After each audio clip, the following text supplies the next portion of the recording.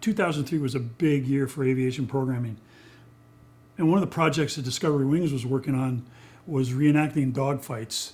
And we were all going to Old Rhinebeck Airdrome, which is an awesome place in upstate New York, where on the weekends in the summer, they fly these incredible World War I, pre-World War I, just post-World War I biplanes and monoplanes, just aircraft you can't see anywhere else in the world. And they put on an air show, but Discovery had made arrangements to come up there and shoot some specific airplanes, and they were doing a dogfight segment. So we had two airplanes, an Avro Avian and an Albatross. And I was putting cameras in it, so I put camera in the Albatross. They went up and flew around and came back. I rigged up the Avro Avian. Now, the Avro Avian is a really, really temperamental Gnome engine in it.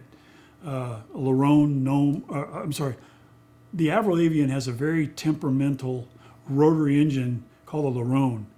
And that was what ran that. It's original engine. And I remember the producers talking to the pilot, and he says, can you give us like a low pass so we can get a great shot from the ground as you guys go by? He goes, you know, this airplane engine is incredibly temperamental. He said, I'm not really sure. I don't like doing that. I says, I like to have the runway right underneath me, so if it quits, I got a place to go. He says, we'll see what we can do. So I start the cameras.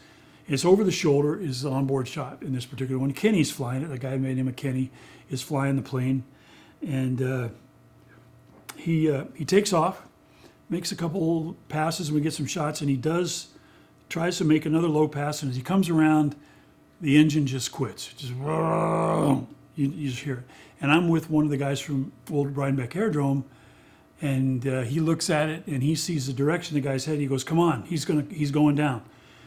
And I really didn't feel like heading that way because all I could picture was seeing something I didn't want to see, when this airplane crashed. Well, we watched him. He disappeared on the trees, and we heard that crunching sound, and we got there to him, and the pilot had already climbed out of the cockpit. He was laying on the ground, and his head had hit the glare shield. It went kabam, just like this. And my onboard camera over his shoulder shows that. And he cut himself all the way across his head. And you know how head wounds tend to bleed. Oh man, there's blood all over the place. And the guy throws a towel on his head. He's got the towel on his head. We can already hear sirens. Somebody had called 911, and there was already sirens coming. And he had crashed in the parking lot, hit a tree, and expertly navigated, a dead stick, and crashed into the parking lot. Had this been a weekend where the air show was, there's cars there, it would have been a lot worse. So he crawled out of the airplane, and something funny was he was wearing a sidearm, and he had a little P-38 in a holster. He takes that, he gives it to his buddy, he goes, here, take this. I probably shouldn't be seen with this. They showed up, they took him away in the ambulance, and he was back 3 hours later. They gave him a full body MRI, he said, and they checked him out, and other than some stitches in his forehead and a bandage on his forehead, he was good to go. So the onboard camera shows all that, and it's pretty dramatic, but that was kind of a crazy day at Old Rhinebeck in summer of 2003.